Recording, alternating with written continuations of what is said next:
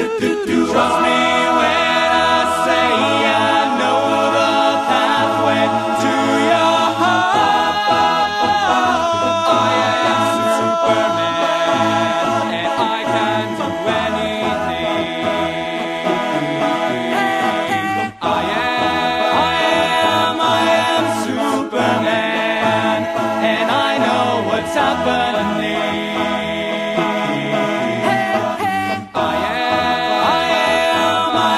Superman, and I can do anything. Dip-bow, dip-wow. Dip-bow, dip-wow. Hi, this is Tim Mitchell, and I'm the host of Graphic Novel Gems. This is our very first episode, and I hope that you will enjoy the show. On this first episode, we have a very, very special graphic novel. It is a gem of a graphic novel. So here we go without any further ado. Just get into my treasure chest, see what the graphic novel is.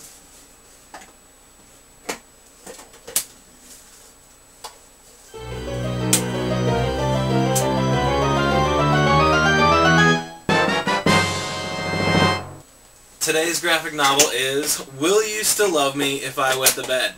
It's a tiny little novel by a woman named Liz Prince, and as you can see, it fits right in the palm of my hand. I've got an example of a normal size graphic novel here. You can tell that it's very small in comparison to a normal graphic novel. Today's graphic novel is published by Top Shelf Productions, and it was published in, I think 2005, September of 2005. And I don't remember exactly where I got my copy of it. I'm thinking it was in southern Indiana or maybe in St. Louis at Star Clipper. I can't really remember which. But nevertheless, in the summer of 2007, my bride and I went to St. Louis, where Jeffrey Brown was doing a signing of his comics and novels and whatnot, and he did the introduction to this book, which is just like a one-page little cartoon strip, and we had him sign it while we were there. So it's I'm pretty proud of this one because it's signed by him, and he's one of my favorite artists.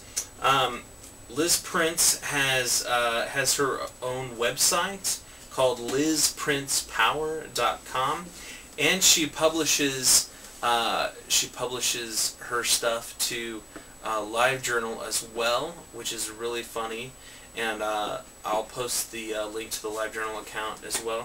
She has another book that came out about 2 years after this.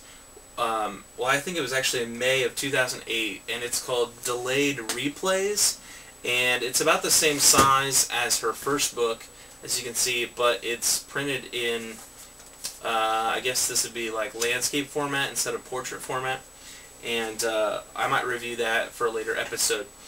What do I think about Will You Still Love Me If I Wet the Bed? It's a good book. It's a cute book. It's kind of a romantic comedy kind of a book. It's done in comic strip format, so there's not a story that goes from page to page, so it's all each little page has an inclusive comic strip. It's really, really adorable, and on just about every page, if you've ever been in love with somebody, you'll find a reason to like the book. And it's told from a woman's perspective, from Liz Prince's perspective, I'm assuming. I assume that it's semi-autobiographical. I'm not sure if she uses everybody's real names in it or not. She seems to do that on her webpage currently, but I'm not sure if she uses real names in this. Liz Prince lives in Boston, Massachusetts, where she graduated from college, and she currently is publishing stuff from there. What more can I say about this book? Well, I would recommend it to anyone, especially anybody that's in a really good relationship. It's not something you would recommend to somebody who's been through a breakup recently, a divorce. It would be terrible, because there's all kinds of really cute stuff in it, and it would just make their heart break even more. There's two bad things that I don't like about the book. The first one is that for whatever reason, Liz keeps her sketch-like quality to most of the characters that she has in there. So when you look at somebody's face, there's a circle of a face, and you can see that, and then sometimes you can even see the lines where she was going to put the eyes and the nose and the mouth on the faces. And she likes to keep that in each of her drawings, especially in the finished publication. It's kind of awkward at first. The second thing I don't like about the book is the way that the lettering is done. Liz Prince did the entire book by herself. There's no colorist, there's no letterer, there's no inker. She did all of it, and as you can tell, it's in black and white. And she did the lettering herself. The lettering is not very good. It's handwritten, and sometimes in these indie graphic novels, handwritten lettering is bad because you can't hardly read it.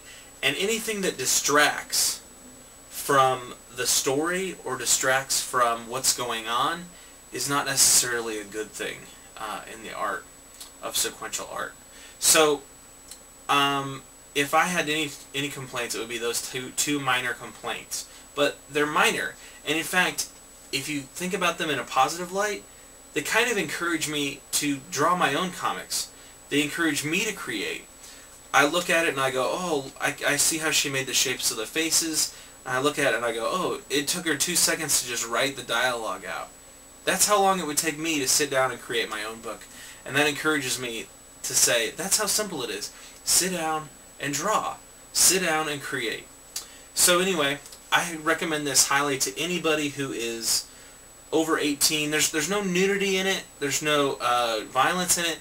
But there are some sexual situations. So I would recommend it to maybe 18 and older people, or mature readers, as it were.